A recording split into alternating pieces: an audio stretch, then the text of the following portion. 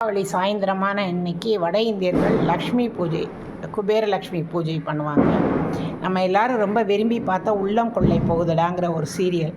அந்த சீரியலில் நடுத்தர குடும்பத்தில் பிறந்த பிரியா கோடீஸ்வர வீடு ராம்குமாரை கல்யாணம் பண்ணிப்பாள். ராம்குமாரோட தங்க பிரியாவோட தம்பி கார்த்தியை கல்யாணம் பண்ணிப்பான். அது ரொம்ப நடுத்தர குடும்பம்.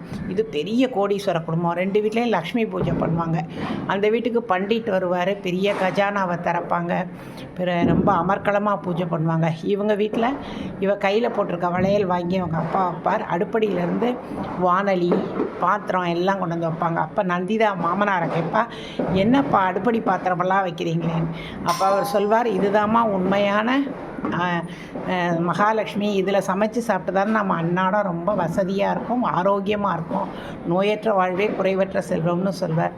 அந்த கதையில் இருந்த எளிமை எனக்கு பிடிச்சது. ஆடை அணிகள் ஆடம்பரங்களை ஆண்டவன் விரும்புவதில்லை, இதுதான் உண்மையான செல்வம்.